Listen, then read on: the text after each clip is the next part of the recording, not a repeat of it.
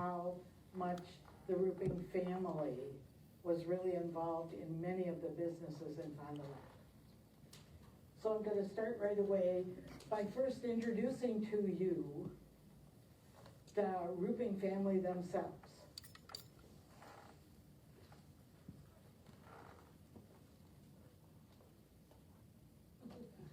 Okay.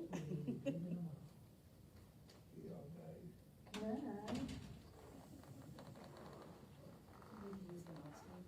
Yep. And the mouse is under the move. And click on the next. There we go. Oh, here we go. There we go. Oh gosh.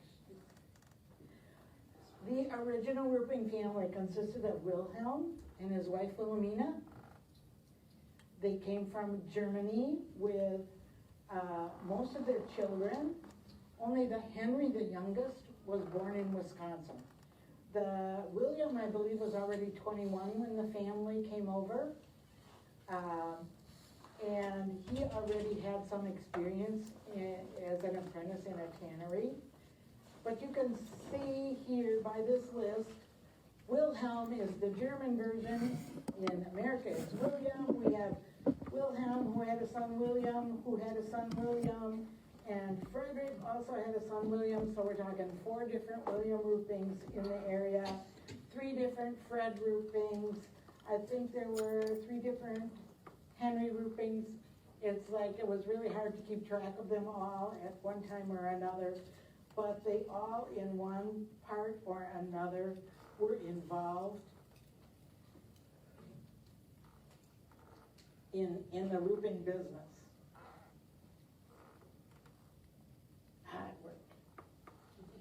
I'm just going to give you an overview of the Rueping Leather Company first, because the magnitude of the other businesses, we would all know a lot about Rueping Leather, but I don't think you know the Rueping involvement in the other businesses. So I'm just going to touch on Rueping Leather at first.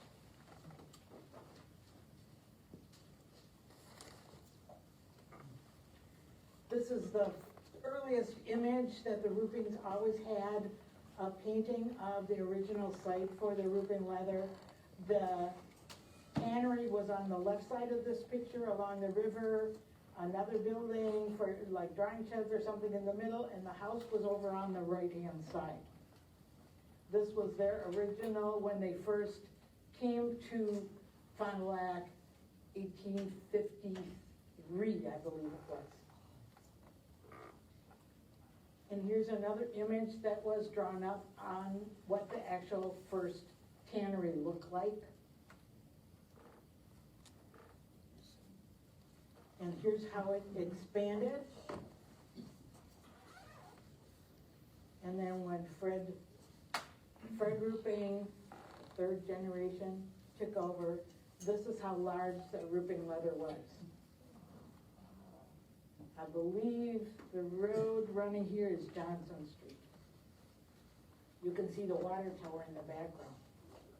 And that helps you to orient how things work. And as usual, my first introduction to Rueping Leather was just discovering every year it appears that they took portraits of their employees. So this is a 1910 portrait of Rueping Leather, of their employees.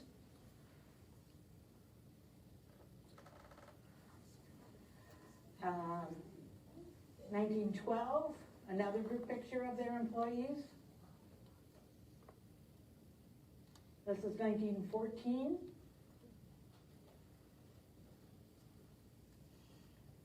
In 1915. It took me a while because I know that my grandfather used to work for them at one point, and so I'm looking for somebody that looks like my grandfather, and I suddenly realized in 1915, I think my grandpa was only 25 years old, and I don't know what he looked like when he was 25. So I was searching aimlessly for him.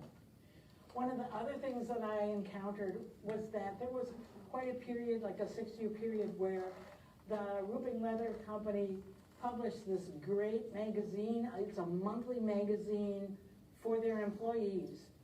And when I first started reading them, it is so chock full of information about the employees and what they were doing. If an employee's son got married, he turned in wedding photos and information. Hey, my son got married, and there were pictures of the wedding. Or every month there was a list of all the employees who had a birthday that month. There was also scores, bowling scores, because there was a Rueping bowling team, the baseball team, all Rueping information. But if you had something going on in your family, you could turn it in and it would be put in the newsletter. Very, very informative about the people who worked for Rueping. And one of the early, really rare pictures that you think of besides Rueping Leather, they built this Rueping baseball diamond. And baseball was really up and coming and big in this era, about 1910. This picture was taken 1910. And this was built at the northeast corner of Scott and Maine. And this was, they had, I think I read an article that the St. Louis Cardinals actually came up here to play against this Rueping Leather baseball team because they were supposed to be so good. Of course, the Cardinals won 11-0. So maybe they weren't that good. But one of the other things, and I get the impression, Fred Rueping was also very caring about his employees. He built this Rueping, an employee center, a huge building. It had bowling alleys in the basement, and a large banquet room. There was a Rueping choir, there was a Rueping orchestra, there were all kinds of sports teams, not just baseball, and there was a trap shooting team and a hunting team, and every Saturday morning they had a movie for the children of their employees. This photograph that's here is showing the Goodrich High School class of 1951 had their senior class banquet at this Rueping Employee Center. That's the senior class banquet, 1951. But now I want to shift to all the other businesses in Fond du Lac that the Ruepings invested in. And sometimes it was someone who has a great invention, but I don't have the money to mass produce it. Fred, can you loan me some money, or can I borrow money? And Fred would say, well, stock. He would take interest as a stockholder in the company, like you could use the money, and then when you started making profit, he'd get dividends. He was not going to act just as a bank and collect interest. The first thing that I found that they invested in was not a Fond du Lac business. In 1884, a friend of theirs told them that there was a Red River Brewing Company of Fargo, North Dakota, was out for sale. And the brewmaster had a friend who also knew Fred Rueping, knew his father Frederick, and that's how I'm distinguishing. Fred is third generation, his father is Frederick. And also knew Fred's uncle Louis. And they all thought it would be a good investment for the price that was being asked, and so they all invested in this company. And then 5 years later, North Dakota passed prohibition. There went the business. So what they did is they moved the business to Superior, Wisconsin. And then they changed the name to Northern Brewing Company. The manager, one of the things that I've discovered that happens quite often is they ended up with a manager who wasn't very successful and sometimes not very honest. They replaced the manager, and the new manager discovered that the first guy had sold off all of their equipment, housing, all of their bar fixtures, everything that they had to everybody. All the taverns suddenly in Superior had new bar fixtures.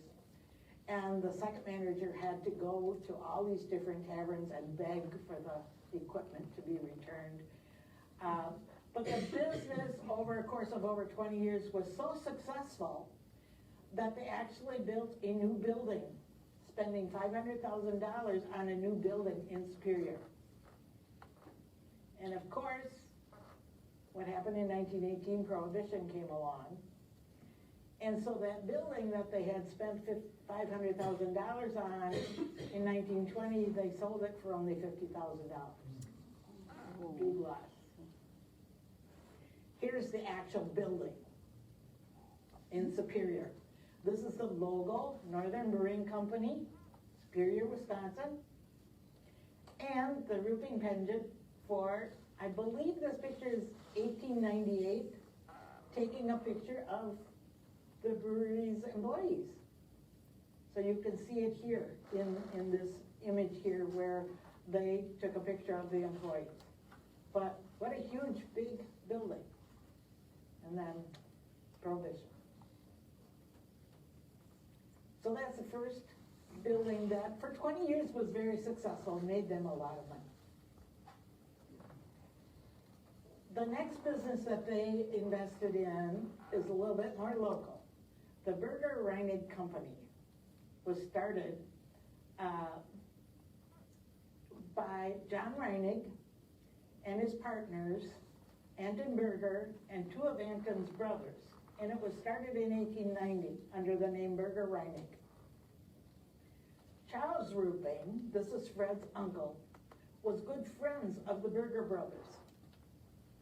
And when the first two Burger brothers wanted to retire, Charles sold his interest in Rueping Leather, in the family business, in order to buy into this Burger Reinig Company.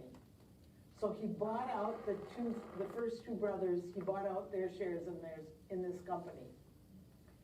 Then, not only 6 months later, Anton Burger, the remaining brother, came and told Charles he couldn't get along with John Reinig at all. He was selling his stock, getting rid of it. So Charles Rueping then bought Anton Burger's share in the business. This was not a good balance. So the company was reorganized in 1894 as Fond du Lac Malt and Grain, because the two, usually when somebody sells out and somebody else buys in, they'll change the company name. So it became Fond du Lac Malt and Grain Company. But the one, and here's a photo of it. I don't know if anybody recognizes where this is. I had a hard time figuring it out. But if you were the photographer looking at this picture, I'll tell you, the photographer is standing on Division Street, looking north, only Macy Street did not exist right then. So those railroad tracks are where Macy Street is now. So to the right of the picture would be Fat Joe's, or for the old timers, the Colony. So the photographer is standing just about on Division Street looking north on Macy, because these trees are obscuring the fact that the river is just off to the left of the picture. So this is where, and this is what it looked like. Charles, working with both John Reinig and his son, might have felt a little outnumbered. So he offered some of his stock to Fred Rueping so that he could have Fred on the board of directors. So then it would be two Reinigs and two Ruepings on the board.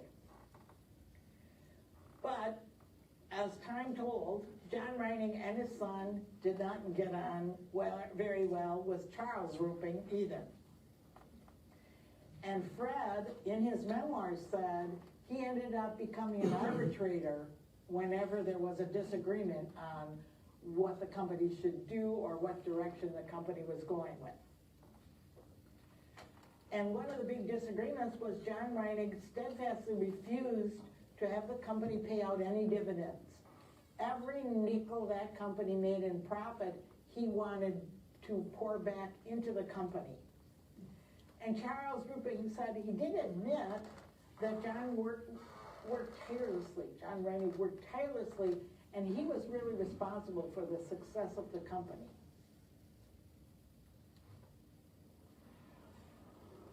Also, the size of the property they were on, if you're envisioning standing at Division and Macy, that property went all the way to Main Street. So they also owned all of the blocks on the west side of Main Street from Division to Merrill. And so John one day decided that they should split the lots that are fronting on Main Street. And they did, split half and half. John got the lots that are on the south of the block, and the Ruepings got the lots that are on the north part of that block. And John Reinhardt built buildings, built businesses on his lots. The Ruepings left them vacant because they didn't want the distraction of dealing with building stuff. They were just gonna sell those lots. But then suddenly John Reinhardt dies. He fell off the roof of his house and was killed. But for some reason, at this time, because there's a change in ownership, his son refused to have the books audited. His son, W.C. Reinig, then wanted to buy out the Rueping's interest in the malting house, but Charles and Fred also stipulated he had to also buy all of the lots that they owned. They wanted to just divest themselves since it wasn't an amicable partnership. So that became the end of their initial investment in this company. After the son bought out the Ruepings, the malt house still stood idle. And along comes Mr. Earhart, a friend of the Ruepings, who was the maltster at their brewing company in Superior. But he had relatives here in Fond du Lac and would come back and forth. And so one time when he was in Fond du Lac, he approached Fred and suggested that the two of them go together and purchase the malt house and formed Fond du Lac Malting Company. And they began to make malt again. So in 1913, they purchased the malt house, but by only 3 years later, their equipment was getting obsolete, and the company was really not competitive. So instead of investing in new equipment, they closed the business. And makes you wonder, this was 2 years before Prohibition. So maybe Fred was onto something about not investing more and holding back. But Fred also said there was no profit, but there was no loss from this business enterprise. So he wasn't really too concerned about it. Afterwards, during World War I, Rueping Leather itself had to expand, so they bought what was then the vacant company or the malt house to expand Rueping Leather. They needed more land for their operations, so they ended up owning where the malt house was. The next business that the Ruepings were involved in is called the United States Manufacturing Company. A gentleman named J.E. Bean invented a cyclometer for bicycles. This guy was living in Hermansville, Michigan, which there were connections. Hermansville was founded by Fond du Lac, C.J.L. Meyer, who lived here in Fond du Lac. And he was living up in Hermansville and showed someone there who also had Fond du Lac connection, the cyclometer that he had invented. And he needed somebody to help produce it because he couldn't fill all his orders. So in 1893, Fred Rueping invested $5,000 in the company. And they started manufacturing this in an old building located at 8th and Main. Now, if I remember, I've seen a picture, there's a building there, I think 5 stories tall, skinny building, but it was pretty rickety and at the end of its life. So they couldn't quite keep up with all the orders. I mean, the cyclometer was pretty popular. So they moved their manufacturing to the corner of Cotton and Juneau Street. And then Mr. Bean decided he wanted to add something to the cyclometer. He wanted to add a little trip meter that you could just measure specific trips you were on. Something like odometers today. It'll track how many miles you have on your car, but there's also a button sometimes you can press for just a specific trip. So he wanted to add that function to his little cyclometer, but he couldn't get the design to work. And so, in the era of file your patents quick, he couldn't get it to work. Other people perfected not only the original design, but the added trip design, and he couldn't get it going, so their business fell almost to nothing, and the business had to fold in 1897. 4 years. Fred, because he had to keep investing after his initial $5,000, figures his loss in this business was $15,000. Because he had to keep funding while it was working and while he's trying to design something. The next business that they were involved in, and I have to give you a little backstory. Here is the Harris typewriter factory, located on Burke. And it evolved through 3 names, Harris, Rex, and Demultiple. This is an image of the building that was eventually built. But the backstory that got them involved in this, the Rueping Leather Company sold large quantities of leather to M.D. Wells Company of Chicago. And on the right, you'll see that's M.D. Wells building in Chicago. Big shoe factory. They operated also a shoe factory at the prison in Waupun. So that's where Fred was sending a lot of the leather. And Mr. Heinrich, who was the superintendent of the shoe factory, wanted a new building. The building wasn't very efficient. But M.D. Wells would not finance a new building. So what does the superintendent do? In 1903, he came to Fond du Lac and approached Fred Rueping and said, hey, would Fond du Lac like a shoe factory? So a citizens committee was formed. Of course, they're always looking for a manufacturing that would hire people, bring jobs to Fond du Lac. So they formed a citizens committee. It was Fred Rueping, P.P. Haber, S.D. Wyatt, and F.M. Gibbons. And so they secured a contract with M.D. Wells to operate the shoe factory, and the committee raised the $125,000 to build the factory.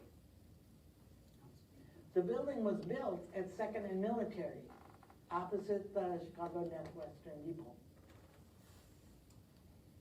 Fall of 1903, the building was complete, and it became the largest manufacturing plant in the city, very prosperous. But only 6 years later, Mr. Wells dies. He only had a wife and daughter. He did not have a son to take over the business, and so his wife, his widow and daughters, they just liquidated all the businesses that he was in. And hey, they didn't own the building. The Citizens Committee or Fond du Lac or somebody else owned the building here, so we were out. So the building stood vacant for 2 years. And in the summer of 1911, Mr. Harris, who also lived in Chicago, was vacationing here, and he saw the empty building. And he knew that his brother was looking for just such a place to start manufacturing typewriters, because his brother already had a contract with Sears Roebuck to furnish them this newfangled typewriter. Harris had the contract to design and build it, and then he had found a Mr. Julius Keller of Philadelphia was interested in funding the production of the typewriter. So he already had his source of money to help him manufacture it. And it turns out Mr. Keller was the original inventor of the jackhammer that construction companies still use today. That's his invention, his claim to fame. So unfortunately, Mr. Keller had sold out his pneumatic tool company and stuck all of his proceeds into trying to invent a new vacuum cleaner. So he didn't have any money left for the typewriter. He blew all his money on a new plant and on massive advertising and never got a single vacuum cleaner made. So there are the two of them really wanting to do the typewriter. They had a contract to fulfill, but they needed somebody else to fund it. So they contacted the committee that built the original shoe factory about leasing it. And so on the 19th of August, 1911, the Harris Typewriter Company was organized here in Fond du Lac. Of course, when this happened, of course, the tool and die that Mr. Keller was supposed to come up with, supposedly, and that's the key word, supposedly all the tools and dies were ready, are almost nearly completed. They were about ready to start manufacturing.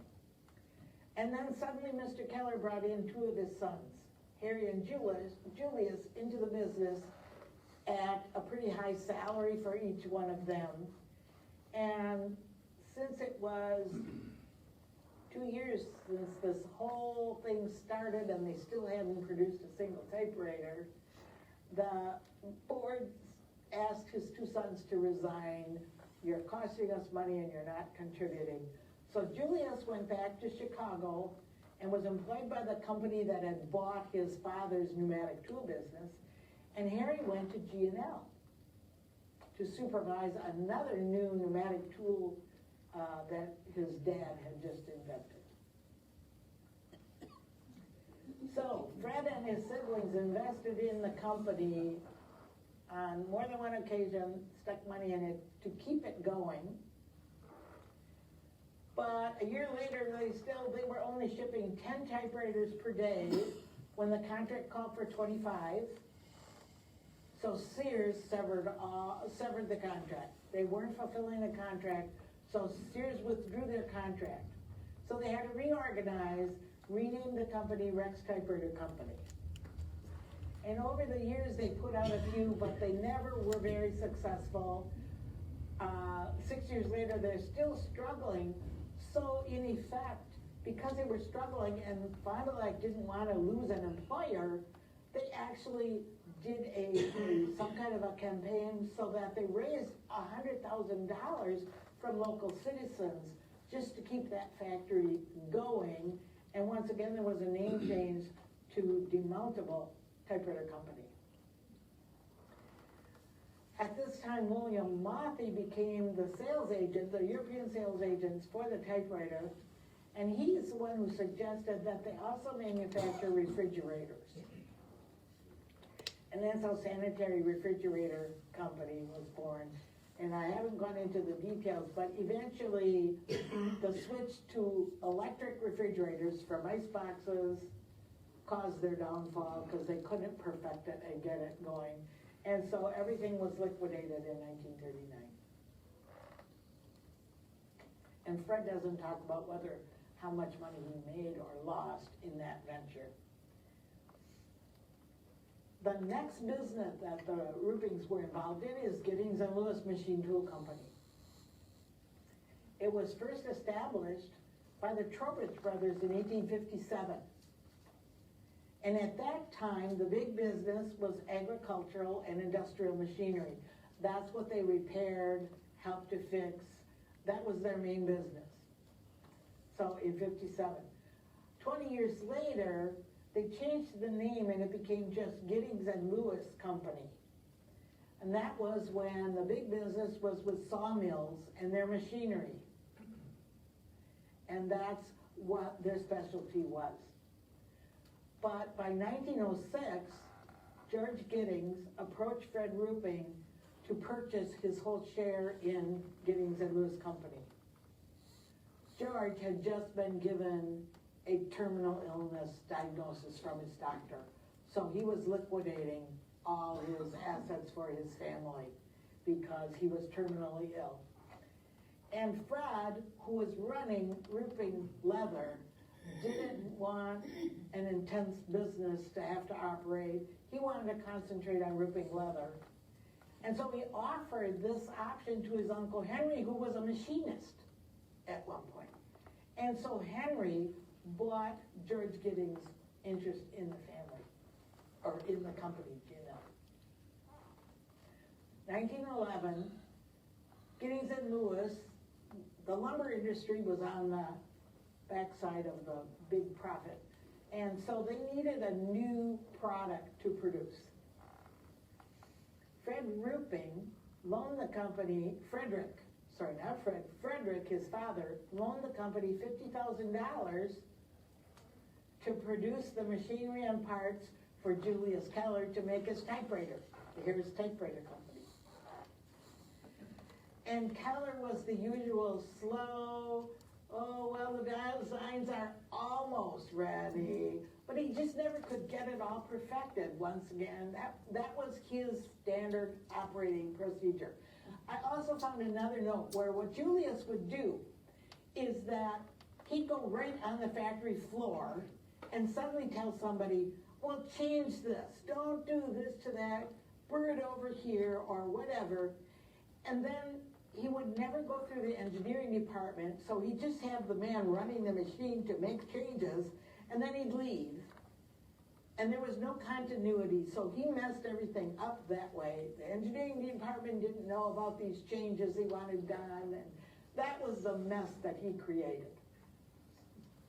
Finally, the G&L superintendent, who did not get along with Keller because he wasn't getting the patterns to them in a timely manner, started complaining, and they, the finger pointing, it's your fault, no, it's your fault. And so G&L also claimed that the drawings were never totally complete. They couldn't work from Julius's drawings. And then, of course, Julius insisted on having one of his sons come and supervise what they were doing. A little insult to the supervisor at G&L. And eventually this product never got on the market. Julius kept going back to perfecting his pneumatic hammer till about 1912, and G&L just said, we're done with you. We've had enough of you. We're severing all business dealings with you. So that's what happened in 1912. They then found a new customer in C.M. Conradson to make machine tools, like boring machines. And yet, G&L did not have any profit to pay back. By this time, Frederick Rueping had died, and so it was now an estate, and they still owed this estate $50,000, and they still didn't have this. They were stalling for time to get this new order working and profitable. So the estate itself kept borrowing money to keep G&L open because they were struggling. There was a big demand for Conradson's boring machines in Detroit because of the automobile industry.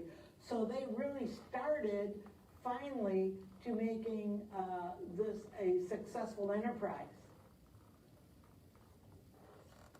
But the Rueping estate of Frederick Rueping wasn't getting any payback. They had been borrowing more money from the banks. So eventually, G&L owed the Frederick Rueping estate over $125,000 and had no way to pay it back. At the beginning of World War I, G&L got a contract from the British government to make an engine lathe to make ammunition shells. And once again, the G&L superintendent in Cleveland, he signed a contract, yeah, we'll produce 1,000 of them, without knowing what their cost was gonna be. He just signed on the dotted line, we're gonna sell you 1,000 for this amount of money. He did not know what it was gonna cost them. He contracted to produce 250 a month for the first month, they were only able to make 3. So Fred decided to demote Cleveland and get a new plant manager. The new manager was so successful that the Frederick Rueping estate was able to pay off all their indebtedness to their local banks, and the company still had $30,000 in the bank. That's how successful this enterprise was from the British government. But of course it was wartime, and the war finally did come to an end. That's when, once they were able to finally pay off all the debts, Cleveland wanted to liquidate and close down G&L. He was done with running a company, and he wanted to liquidate it all, close it. And Fred said no, because he says in his memoirs, all he could see was he was not gonna put all those men on the streets without a job. That was his only concern. So he offered to sell his shares to Mr. Cleveland for 50 cents on the dollar, half price, if that would keep the company going. He wanted G&L to stay open instead of closing down. So Cleveland countered that attack, or that offer, by saying, well, why don't you buy my shares, but at full price? So then Fred went to the other Rueping family members who had their money invested in G&L, which was his Uncle Henry and Henry's sons. None of them wanted to continue with G&L.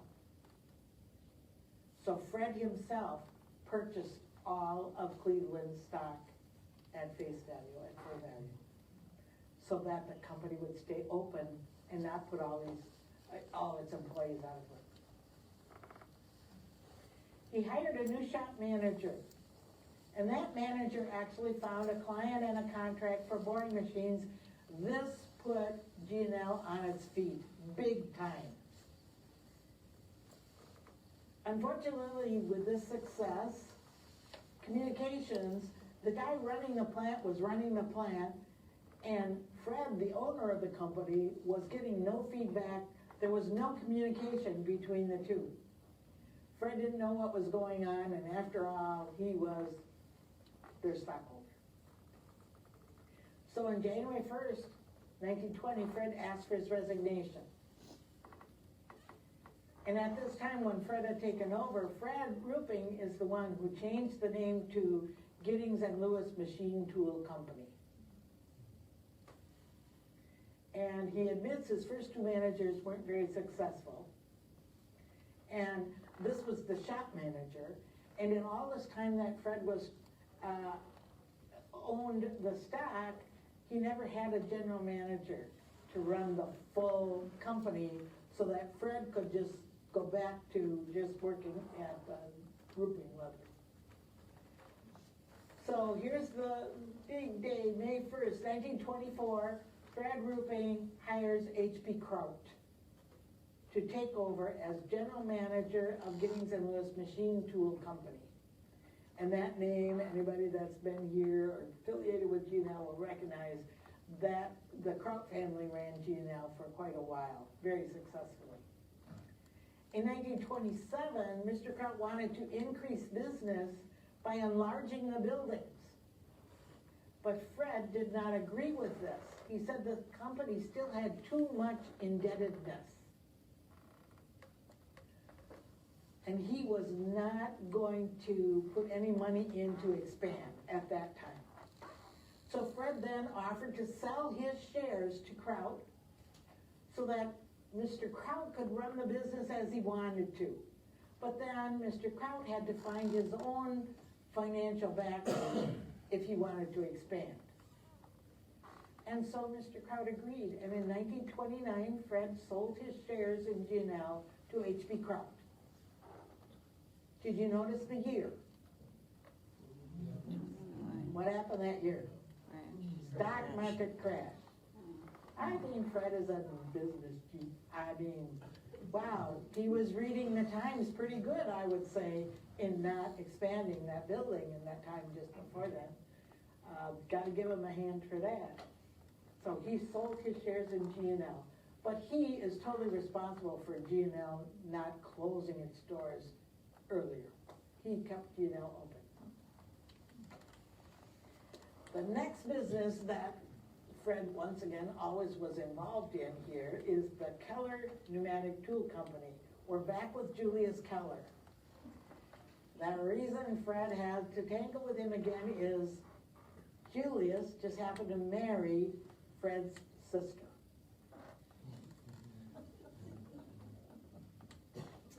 So once again, he's doing business with Keller.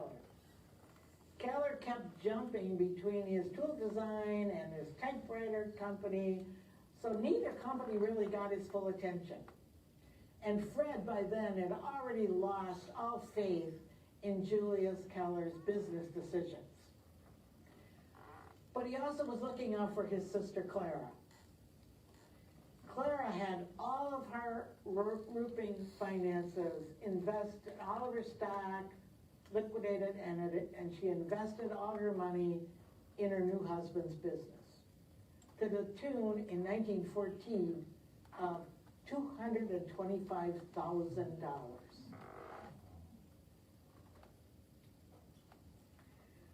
This is a picture of his original design, this pneumatic grinder, one of the things that he had invented, built by the Keller Pneumatic Tool Company, Chicago. He sold this business, and then he would invent something new and create a new name and start a new business. So I think this might have been the second or the third invention of a Keller Tool Company. But the Keller Pneumatic Tool Company, Julius had an edge. Julius had Clara sign an agreement that he would be president and general manager of the company and could not be interfered with by anyone, including her, even though it was all her money. Why she signed it, I don't know, but this is early 1914. And as the company was trying to get its feet on the ground, Julius's third son, William, came to Fred expressing concern about the conditions that were in the tool company, that his father was really running the tool company in the ground. He told Fred that his father, Julius, and his brother, Julius Jr., were about to sign a contract to make a new gadget that he claimed they were not equipped to make at all. And that if they signed that contract, the whole company was going to go belly up within a year. And so he told Fred, Clara, his sister, is going to lose all her money. And that's why he went to Fred, because he was so alarmed by the course that that company was taking. Fred asked his usual question of William. He asked him, Fred would ask, in more than one occasion, do you have a solution to this? He wasn't going to be a banker. He wanted to know if they had a solution, and then Fred would help to fund a solution. So William said, yes, there already were feelings from people in Grand Haven, Michigan, wanting to buy the Keller Pneumatic Tool Company, but that his father didn't think that he, William Keller, could pull off the sale. So they went to Julius Sr. and said, could we try and put this sale together? And Julius gave his blessing. And what happened? William pulled off the sale, saved the company some money, but unknown to his father, William became president and manager of the company that in Grand Haven, Michigan. And then Julius Keller was assigned as a consultant, and that was William's doing. But there was a condition to Julius, the father, being a consultant that William wrote right into his contract. He was not to step foot in any part of the company ever. That was part of the condition. He was more or less just giving his father a stipend to stay away. The only way that Julius could come as a consultant or anything is if his son William called him first. He was not to initiate any contact with the company. But by selling the company, all loans for Keller to a company were paid off. So Clara only lost $30,000 of her $225,000 investment. But for some reason, Fred lost his entire investment. I think Fred just took back and made sure that any profit went to his sister Clara.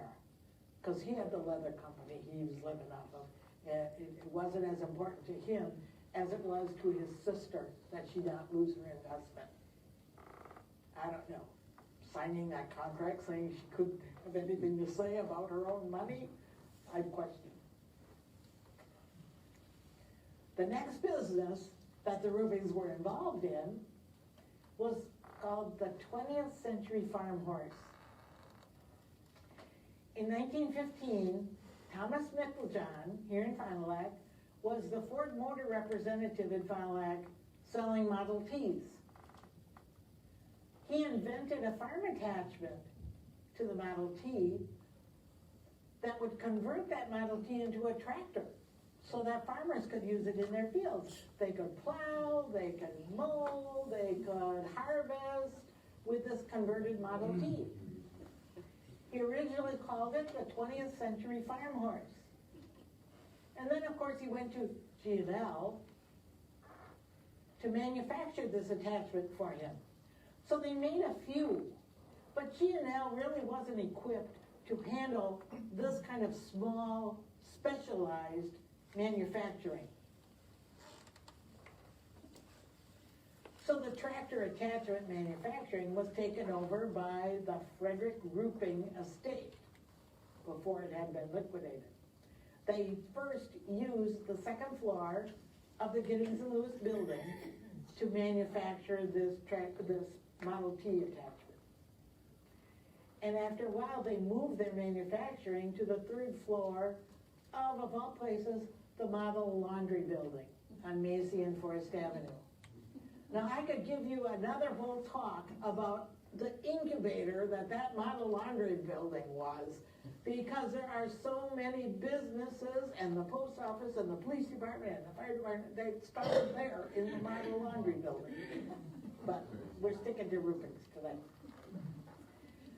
So they reorganized it as the Fond du Lac Tractor Company, 1917, and then they purchased the former Huber and Furman Drum Mill building from Mr. Micklejohn.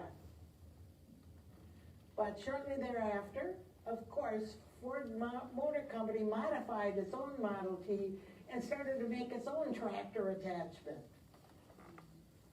So by then, Fond du Lac's company requests for it just dropped off very badly.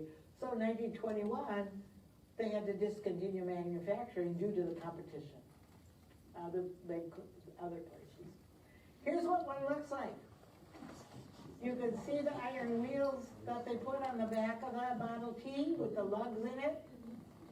And then they have this long arm here attached to the steering wheel so that you can steer it. Hey, necessity, I guess, is the mother of invention. They needed something like this, I guess.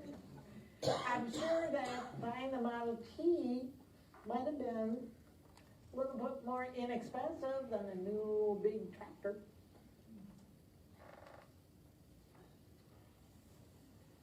The next company that the Ruepings were involved in and that had money invested in was the Zinke Company. I don't know how many of you remember. Zinke was a wholesale food company. It was created in 1894 by Lewis and Robert Zinke and P.F. Crosby. Those are the three primary stockholders.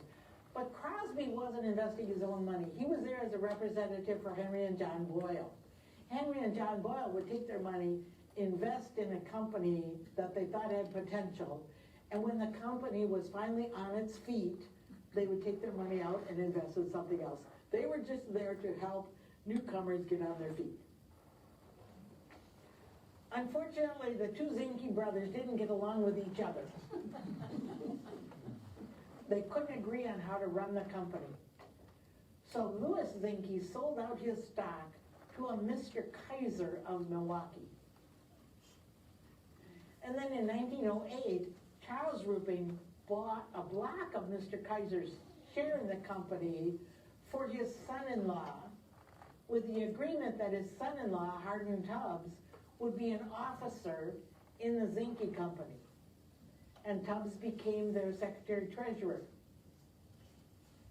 Now, I don't know how long that lasted, because Hardin Tubbs eventually became an actor, lived in Italy, and did spaghetti westerns with the likes of Clint Eastwood, and he was very good friends with Ingrid Bergman and Roberta Rossellini.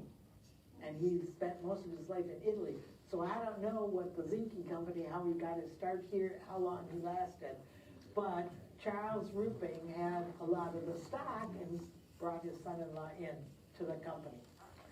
Next door to the original Zinke company building was a cheese business. And in 1910, their building burned.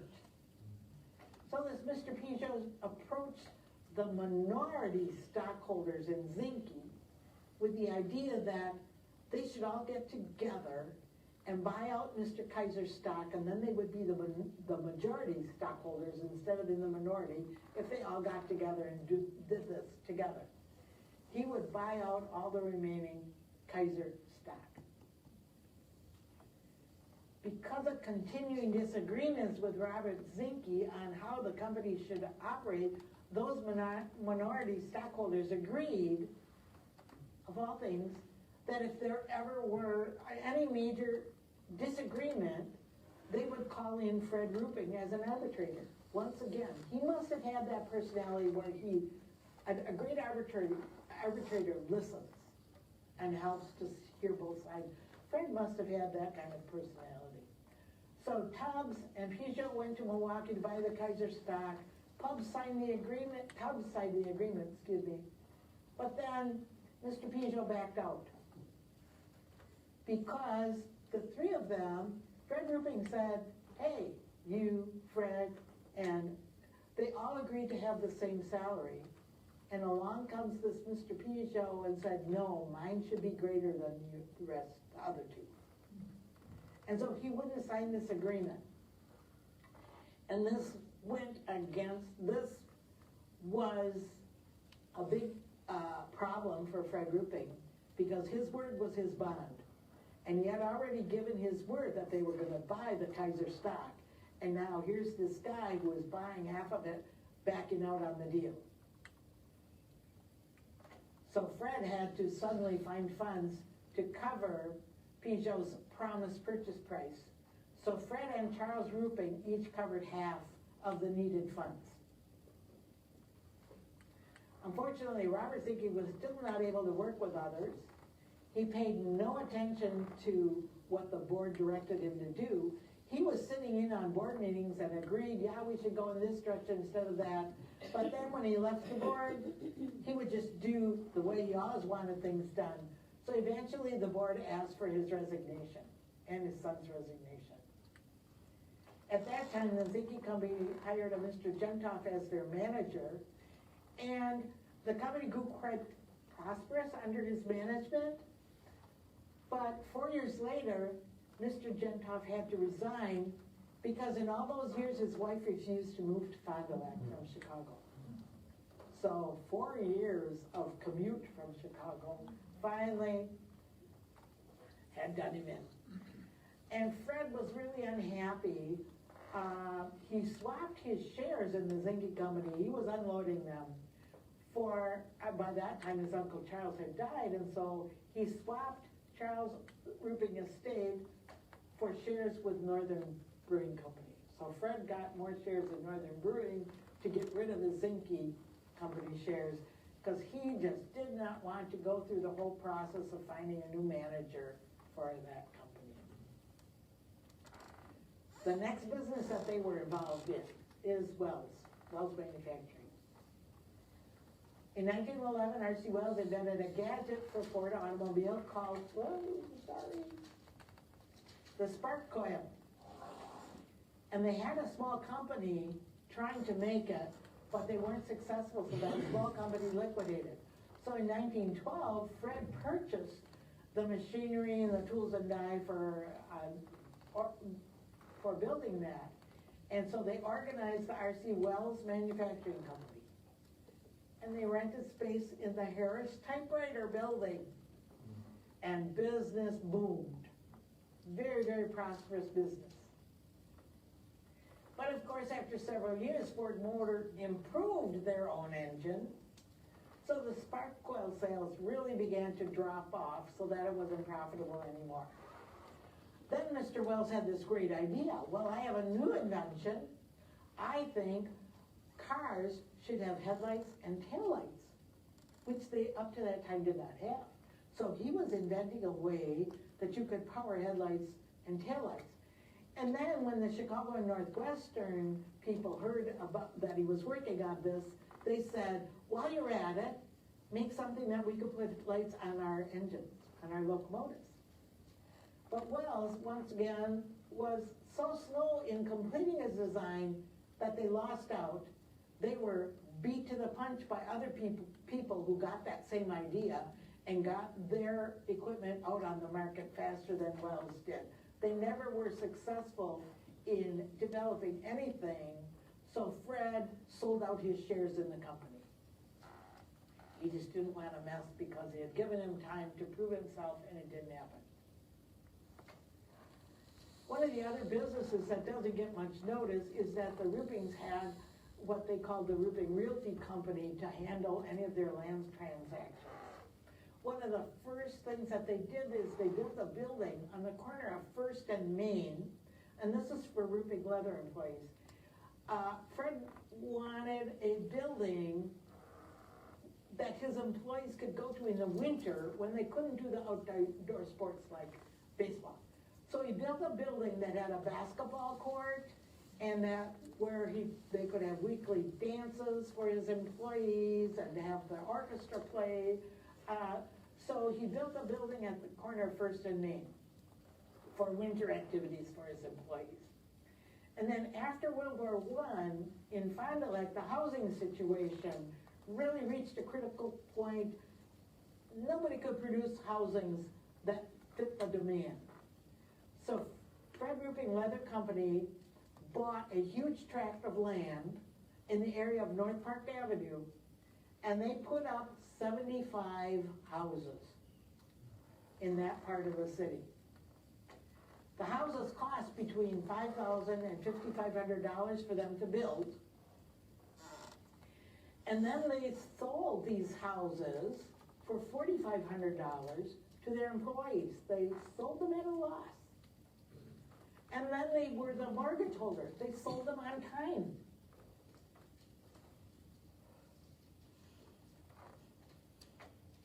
So the employees got a house, a new house, and then they could just make payments out of their paycheck. Sold it on time. That's what Fred did to provide for his employees, because he desperately needed the employees and he needed a draw to keep them. They also then, at the same time, built a 100-room hotel, the corner of Follett and Macy.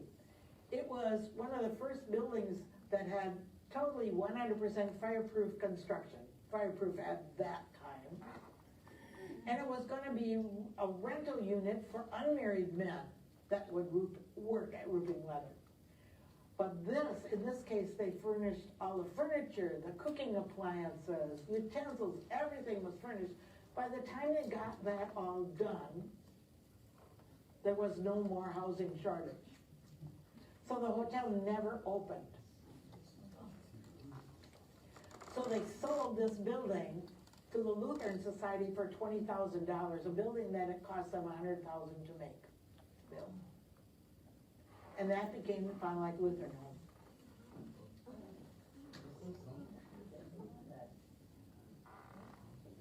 Last but not least is Corium Farms.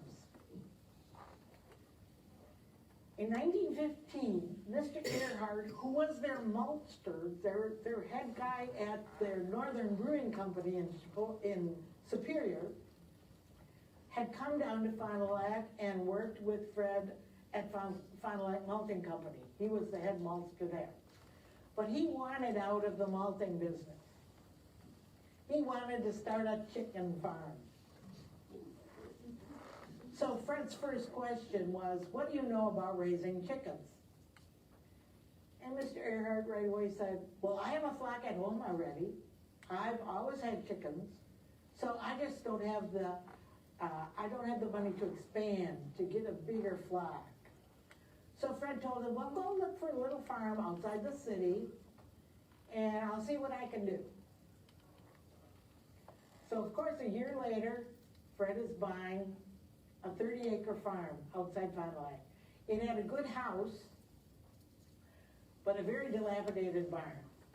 So the first thing that Fred did was he built a large chicken coop to house 1,000 chickens. So Mr. Earhart then bought a lot of pullets. And of course, as soon as cold weather, disease hit the flock and they all died, or nearly all of them died, according to Mr. Earhart. Get that? So the next spring, Earhart bought quite a few chicks to raise, the old chicks. And an infectious disease got in that little flock and they all died. So he went out and bought more chickens. Same result. By then, Fred had had his little light bulb moment. This guy does not know anything about raising chickens. And as a result, right then, Mr. Earhart said, oh, I want to move to Milwaukee. I have relatives down there. I want to be closer to my relatives. Lock, stock, and barrel, Fred paid for his fare. Fred paid the freight to ship all his household goods to Milwaukee.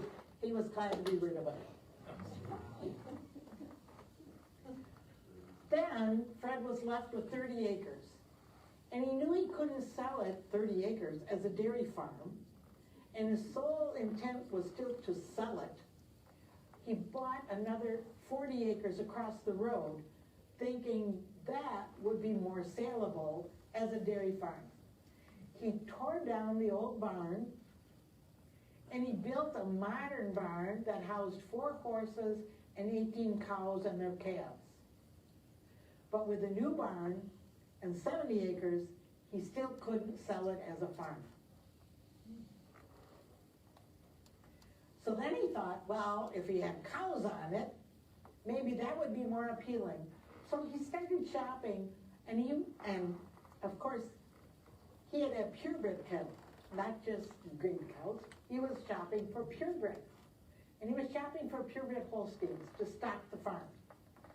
And of course, he had a chauffeur who then he put in the house, and the chauffeur would keep up the lawn and the garden and everything, and work the farm, or be there on the farm until Fred could get everything settled and get it sold.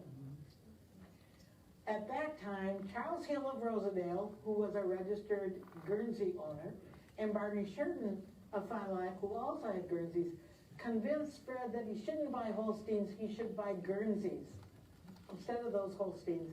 They were more profitable.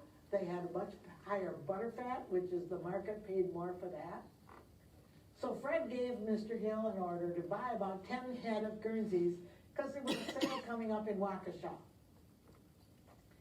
He was still hoping that a small herd would enable the sale of this farm. Unfortunately, as the calves were being born on the farm, Fred got more and more and more attached to the farm. So he decided he was just going to keep expanding it. This farm became Fred's hobby. The barn was too small because Fred kept buying cows. So soon he had to put on a couple of additions to the barn. And he was buying more and more purebred cattle from time to time. Finally, the barn was 300 feet long. Here's the farm. Corium Farms, registered Guernsey. That's still there? Nope. 1920, there was a national Guernsey sale held in Chicago that Fred heard about. He was determined the top cow that they were all advertising. She had the highest butterfat record of any 2-year-old in the Guernsey breed. He was determined he was going to own that animal. He had set his limit at $10,000 for one cow. But you know what happens at an auction? Fred got auction fever. In the excitement of the auction, Fred just kept on bidding, ended up paying $17,700, 1920, $17,000 he paid for this cow. Of course, later on, he would always say, that was good advertising, because that made news all over the country. And that wasn't the only cow that he bought that day. He bought several other animals. So he got a reputation for having a fine herd of Guernseys. Here's his cow that he bought, Rose. And here's a newspaper clipping that was in, I subscribed to newspapers.com, and I think there were 20 different newspapers all over the country that had this news, 17,000, because it was a record price. 2 months after his purchase, Rose aborted twin calves. That's the end of Rose. When you don't have a calf, you aren't going to produce milk. It really decimates. Many farmers went out of business. Fred had employed several herdsmen over the first few years as he's expanding the farm. Some were successful, some were not. And finally in 1923, Fred hit the jackpot when he hired George M. Newland as his herdsman. By 1923, they were having a huge problem with abortions in their herd. Almost half their cows were aborting. And at this time, even though they were trying serums, vaccines, everything else, at this time, nobody yet had put the word or knew what brucellosis was. And brucellosis is a cattle disease that causes abortion. They could tell by testing whether, Fred calls it the abortion germ. They could test a cow to see if they had this abortion germ, if they tested positive or negative, but there was no treatment yet known. So between 1920 and 1922, Fred had purchased 2 more adjacent farms because his big barn full of cows, they needed feed. And so his herdsmen suggested that they separate their cows, that they test all their animals for this abortion germ, and if they tested positive, those cows should go to the 3rd farm. And they should only keep on the main farm the cows that did not test positive. If they tested negative, they got to stay on the main farm.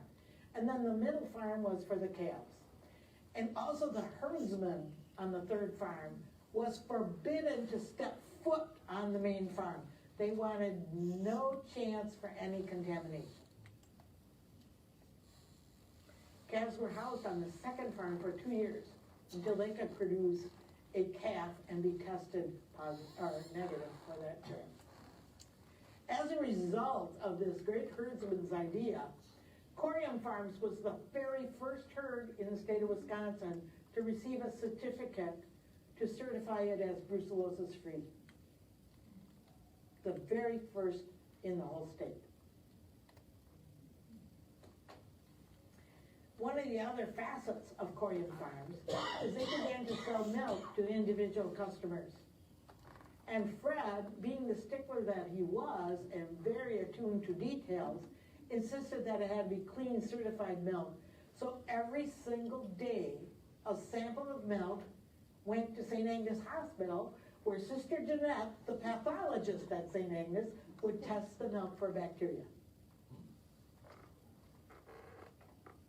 They, at that time, had 300 cows, 10 delivery wagons, and we're the largest distributors of milk in the city.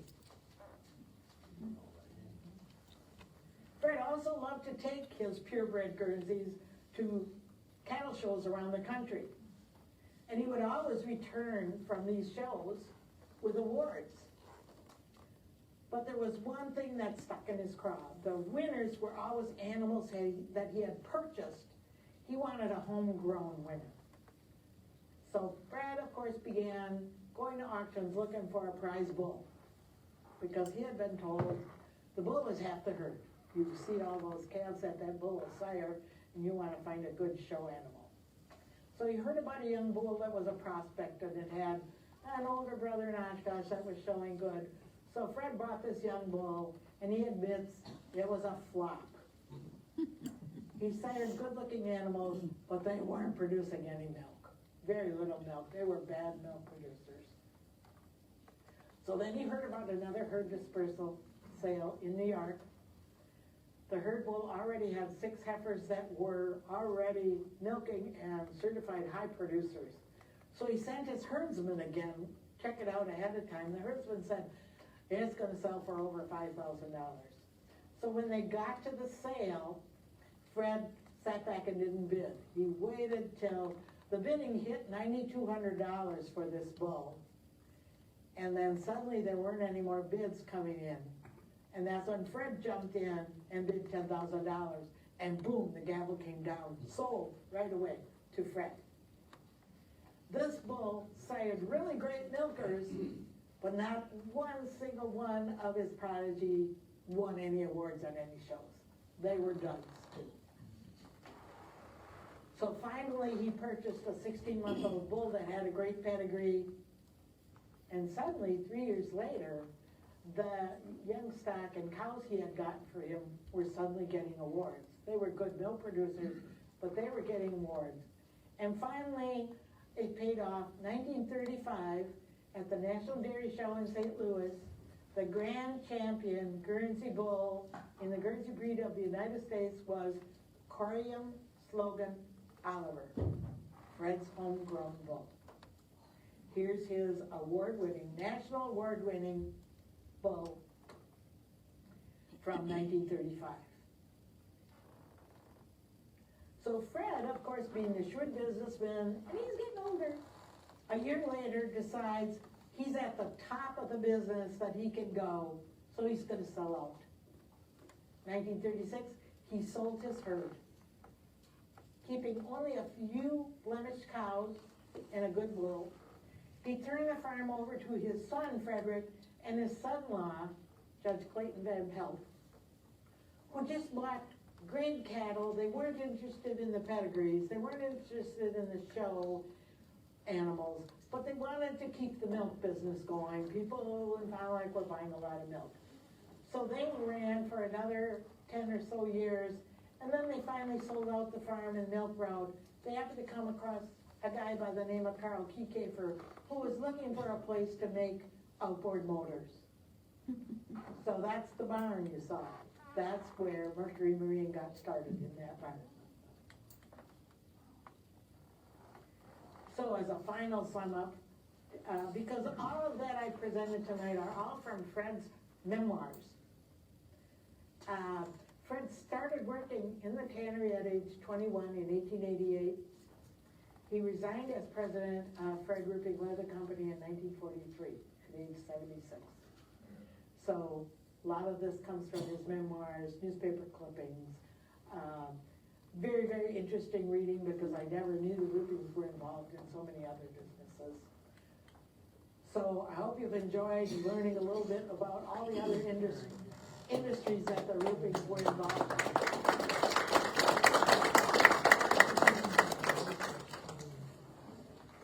Wonderful, thank you. Does anybody have any questions? Yeah, any questions?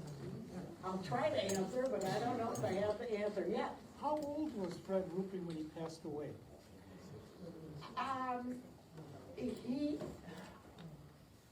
I'm not sure. I thought he was 90. I'm not sure. But because he was, hold on. He was 76 and 43, but I think he lived another 10, 15 years. Okay. I thought he was pretty close to 90. Okay, thank you. Anything else? Yes. Was Fred Rueping the, person that, collected all the Indian artifacts that? His brother, his uncle Henry did. Fred financed it, but his uncle Henry was the one who was really into all of the Native American, all the artifacts, the arrowheads. That was Henry's specialty.